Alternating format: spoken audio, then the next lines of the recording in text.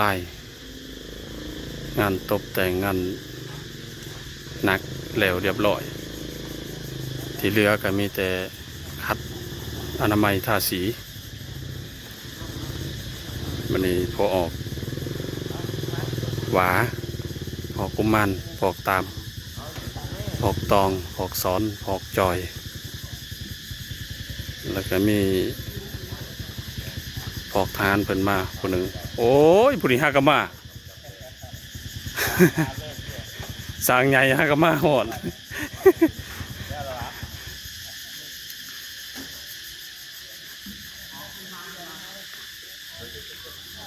จัว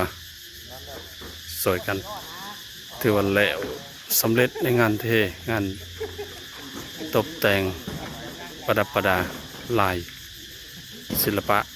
แล้วมันมีแต่คัดอนามัยต่อไปมืออื่นอนามัยทาสีอนามัยแล้วก็ทาสี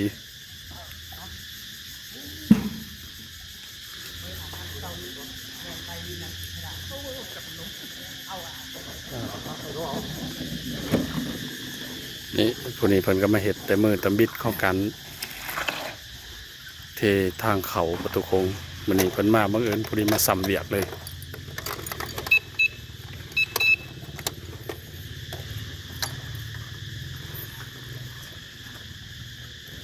สางใหญ่มานำลังเนาะเอาปาดเพียง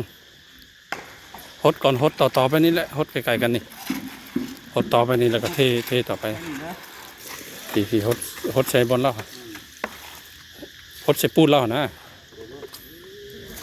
เอามาอีก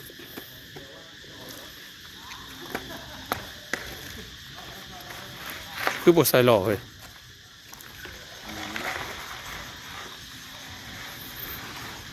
ก็ว่ามันโกน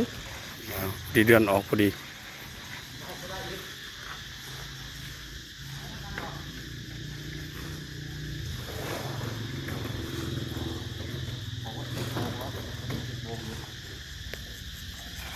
ด้วยนะตัวเราพอ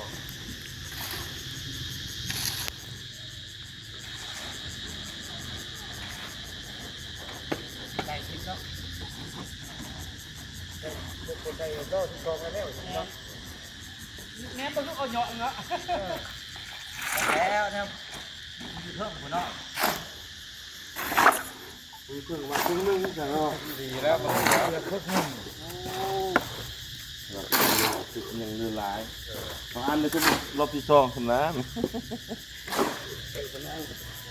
ต้องใส่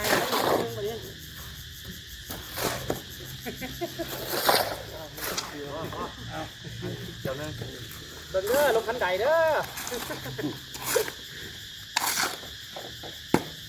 เหลียวพวกอย่างที่เบิ่งก็แล้ววะโอ้สุดท้ายแล้วย้อนถอกตามเนาะจบเกมมันนี่เกมโอเวอร์เรียบร้อยมียังอยู่ทงยางยังไม่ทันได้ดื่มอ่ะ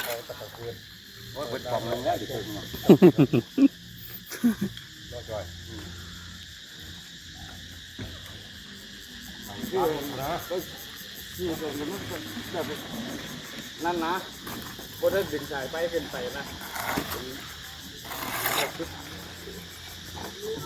แต่ว่าไม่สายนะบนนะต่อด้วย